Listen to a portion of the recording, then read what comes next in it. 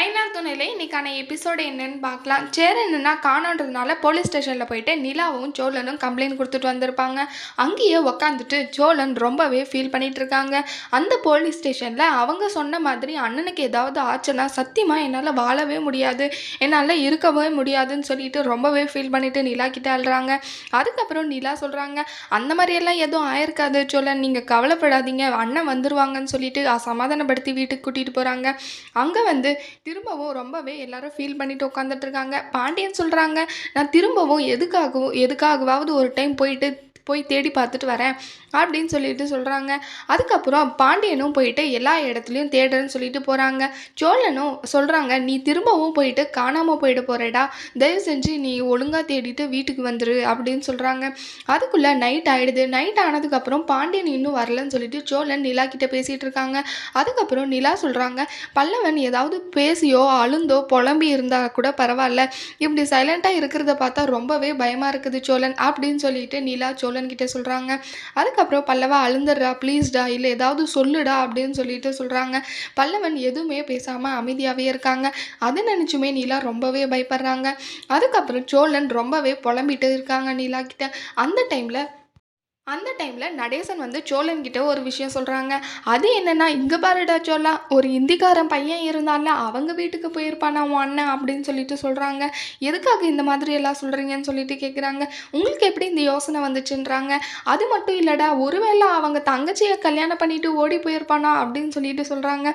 எதுக்கு இந்த மாதிரி எல்லாம் பேசுகிறீங்க, அண்ணா இந்த மாதிரி எல்லாம் பண்ணுற ஆள் கிடையாது அப்படின்னு சொல்கிறாங்க. அவன் பண்ணாலையும் பண்ணக்கூடிய ஆள் தான், ஏன்னா கல்யாணம் நடக்கலைன்னு சொல்லிட்டு சொல்கிறாங்கல்ல, அதனால் பொண்ணை கூட்டிகிட்டு போயிட்டு கல்யாணம் பண்ணிக்கிட்டானோ என்னவோன்னு சொல்லிட்டு சொல்கிறாங்க.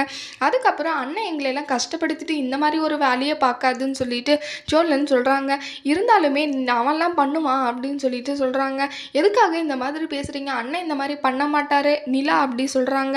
நிலா அதுக்கப்புறம் நீங்கள் எதுவுமே பேசாதீங்க, அமைதியாக போய் உட்காருங்க, நாங்களே பார்த்துக்குறோம் இந்த பிரச்சனையை அப்படின்னு சொல்கிறாங்க.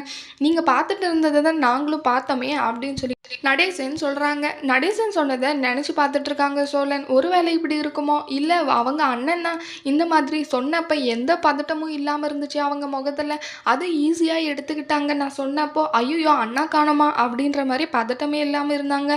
அதை நினச்சி யோசிச்சு பார்க்குறாங்க, ஒருவேளை அங்கே தான் போயிருப்பாரான்னு சொல்லிட்டு சடனாக போயிட்டு வண்டி எடுத்துகிட்டு போய் தேடி பார்க்குறேன்னு சொல்லிட்டு போயிடுறாங்க. அதுக்கப்புறம் அங்கே போய் பார்த்தா அவங்க வீட்டில் தான் இருக்காங்க அண்ணா. அதை பார்த்துட்டு சோழனுக்கு ரொம்பவே ஷாக் ஆகிடுது.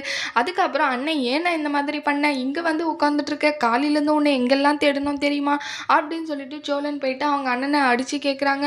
அண்ணன் ஏன்னா இப்படியெல்லாம் பண்ண, நான் எவ்வளோ கஷ்டமாக இருக்குது தெரியுமா அண்ணன், உன்னை தேடி தேடி எனக்கு பைத்தியமும் பிடிச்சிடுச்சு, நீ காணோன்னு தெரிஞ்சப்பறம் எங்கள் வீட்டில் யாருமே சாப்பிடலை தெரியுமா, எதுக்குண்ணே இந்த மாதிரி எல்லாம் பண்ணேன்னு சொல்லிட்டு சொல்கிறாங்க. அதுக்கப்புறம் ஏதோ சொல்லி பேசி வீட்டுக்கு கூட்டிகிட்டு வராங்க. அதுக்கப்புறம் அங்கே இருக்கிறவங்க எல்லாருமே ரொம்பவே சந்தோஷப்படுறாங்க. நடேசனோ சேரனை போட்டு அடிச்சிடறாங்க. ஏன்டா பைத்தியக்காரா, நான் என்னை எப்படியெல்லாம் பழிய போட்டாங்க, நான் இந்த வீட்டை விட்டு ஓடியா போயிட்டேன், நீ இதுக்காக கண்ணு வேஷ்டியோட வீட்டை விட்டு போயிருக்க, உனக்கு அசிங்கமாக இல்லைன்னு சொல்லிட்டு திட்டுறாங்க. இதுக்கப்புறம் என்ன நடக்க போகுதுன்னு சொல்லிட்டு வரப்போகிற எபிசோடில் பார்க்கலாம். இந்த வீடியோ பிடிச்சிருந்தா லைக் பண்ணுங்கள். பாய்.